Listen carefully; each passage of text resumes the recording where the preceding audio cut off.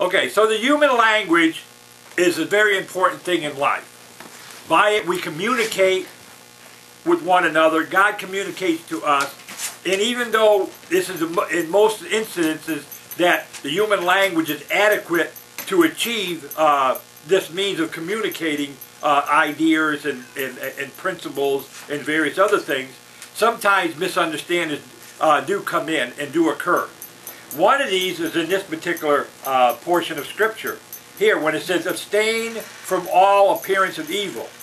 One of the things that people look at, one of the first things that comes into mind when people ask about an explanation for this particular portion of Scripture, when it says to abstain from all appearance of evil, one of the things people are told is that that they should appear from anything that seems that would seem to be any form of evil. And then, of course, after somebody says you have to abstain from everything that appears to be evil, then they insert what they feel would be an appearance of evil. It's, for instance, give me an example. Somebody doesn't like playing cards. So therefore, they would say, well, you can't play cards because it's an appearance of evil.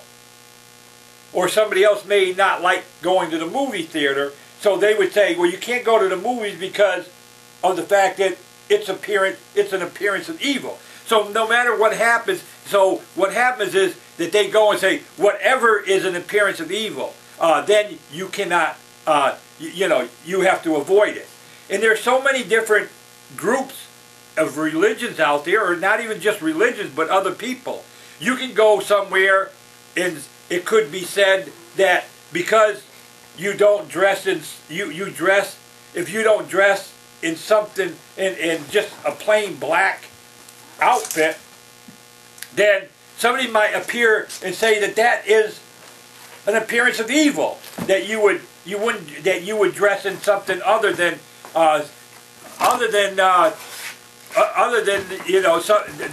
some kind of black attire. Somebody else may say driving a car is an evil thing, so it's an appearance of evil, so you shouldn't drive a car.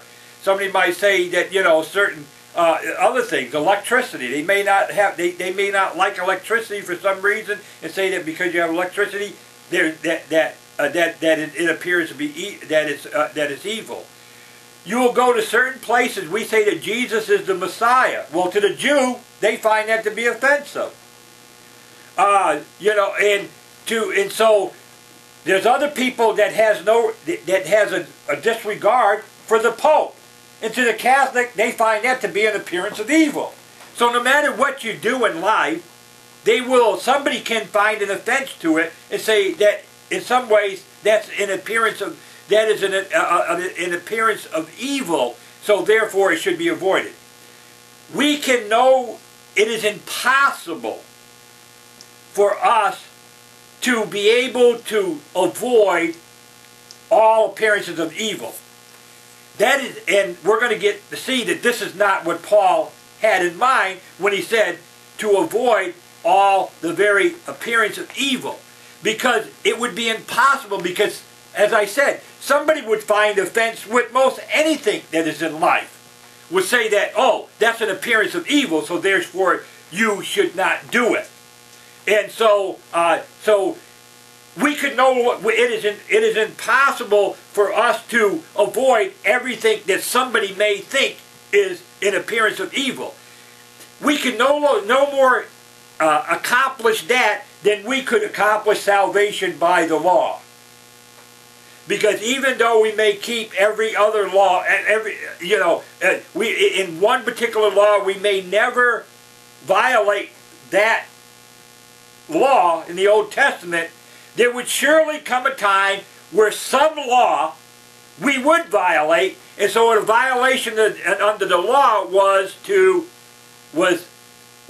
a violation of the whole law, and as a result of that violation, under the law, it's like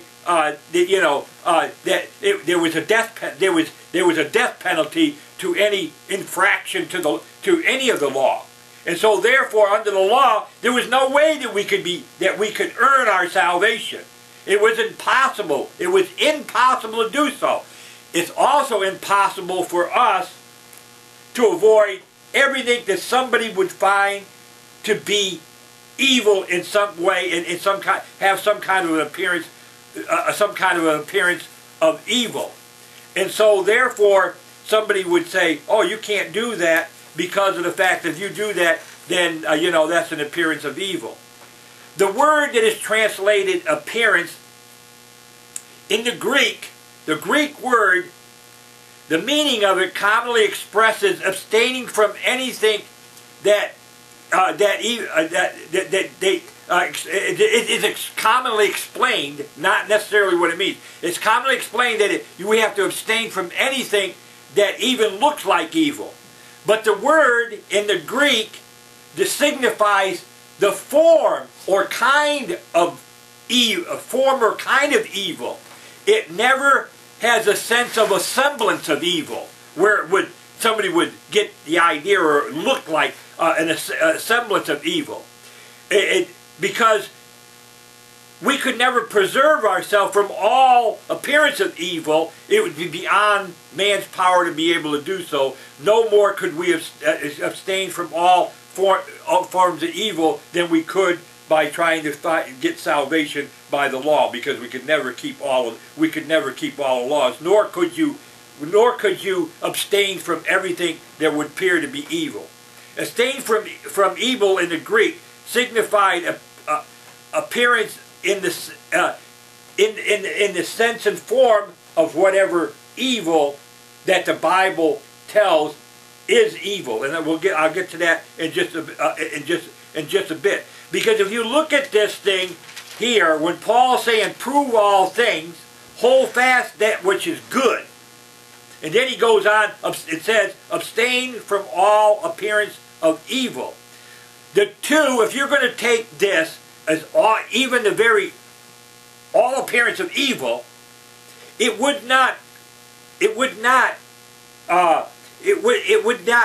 correspond. It would not logically correspond with what Paul is talking about to prove all things and to hold fast that which is good. And then he goes in to say abstain from all appearance of evil. It would be like introducing a new idea. And Paul is not introducing a new idea. He is not cautioning people in warning them about being deceived by false appearances. He's warning people, cautioning them to distinguish and hold fast to that which is good and reject anything that is not right teaching. And so therefore, he's not cautioning them about false appearances. He's talking to them about false doctrine. Because what you ultimately believe that God is telling you in His Word, what His will is what you ultimately is going to carry out in your life.